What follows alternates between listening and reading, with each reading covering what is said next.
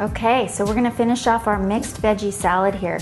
We drizzled a little bit of olive oil at the bottom of our dish, about a tablespoon or two, a finely chopped clove of a small clove of garlic, and I'm gonna go ahead and sprinkle a little bit of garlic salt along the bottom. And my vegetables that I've blanched have now had a chance to cool down and drain in the sink, so I'm gonna go ahead and add them right into the dish. And they are all to perfect cooking because we knew that we had to cook our broccoli and asparagus a little bit longer than our squash, so we added our squash in last. Before I add my tomatoes, I'm gonna go ahead and put a little more garlic salt over the top, and I'm gonna slice these little tomatoes. You can use a cherry tomato, any nice small tomato, just kind of halved is a good way to go for this dish. And then you're gonna layer on your olives, which you're also gonna chop up a bit, and your herbs, your goat cheese, and your lemon zest. I'm gonna show you a great technique for making lemon zest. My sister just taught this to me, and I love it.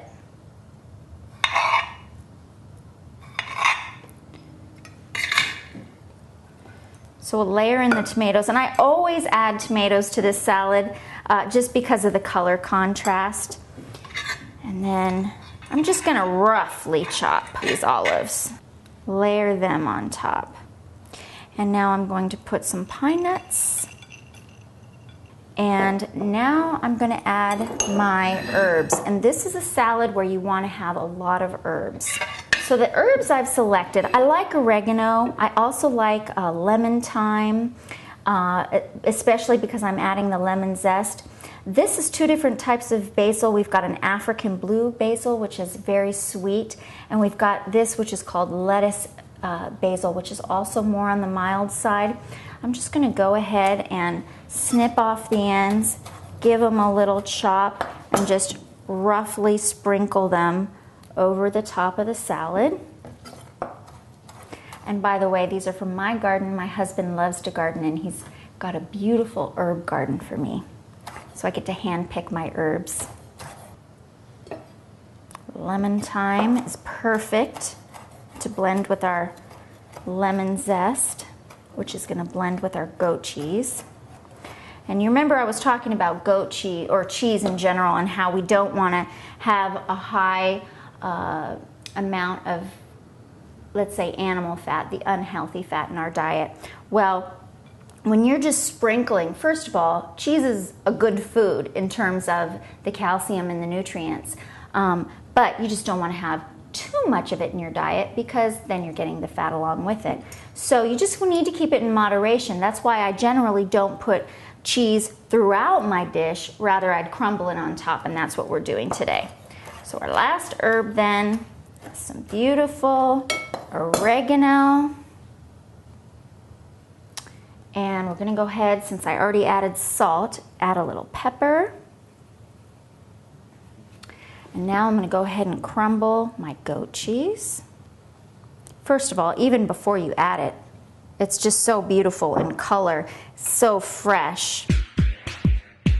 So this is the best technique. This has saved my lemon zesting career.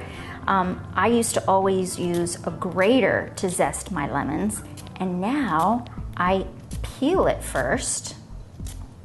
And remember, what you're doing when you peel the lemon is you're doing a light crest kind of off the lemon to avoid as any of the whites as possible. You don't want the white, you just want the yellow off the outside of your lemon. And then you chop it.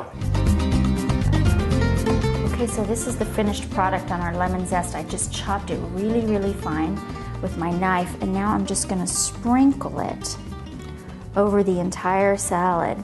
Now here's the very last step. We've got white balsamic vinegar to finish off our vinaigrette. And I use the white because I don't like the discoloration of my vegetables that I get with the dark balsamic, so I use the white and I just drizzle it along the outside of the dish, just like that. Just that much. If I were to measure it, I would say that that's probably a tablespoon. So it's not overpowering and it's not wilting all of my vegetables. So now, if it's going to be a while before I'm going to serve this dish, which I can bring it to a potluck, I can do anything with it, I can cover it up, I can put it in the refrigerator, and then when it's time to actually serve it, I remove the lid, I do the tossing, I serve, and it's ready to eat.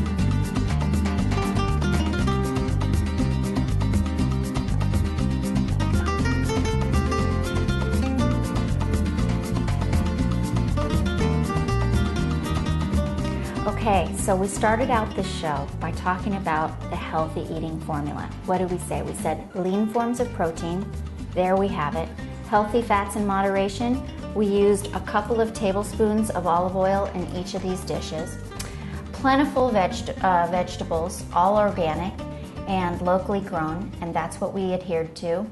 We've got 8 vegetables at our dinner table tonight, and carbohydrates, complex in moderation. Now, a lot of people, and there's nothing wrong with doing this, I would do this too, would serve this over pasta. If you do, serve it over, let's say, a whole wheat corkscrew pasta. But the truth is, there's so much fiber in this meal that you really don't need all that pasta. So what I prefer to do is serve it with a nice whole wheat seeded artisan bread that I've warmed up in the oven, and then you can use it to scoop up all the juices and soak up all that extra juice that you don't want to lose. So that's my complex carbohydrate at the table. And to finish it off, it is a warm day today. I'm going to go ahead and help myself to a little bit of beer, Mediterranean style, which is just some nice Mediterranean olives, a nice squeeze of lemon at the bottom of the glass. And nothing sounds more refreshing with this meal than that.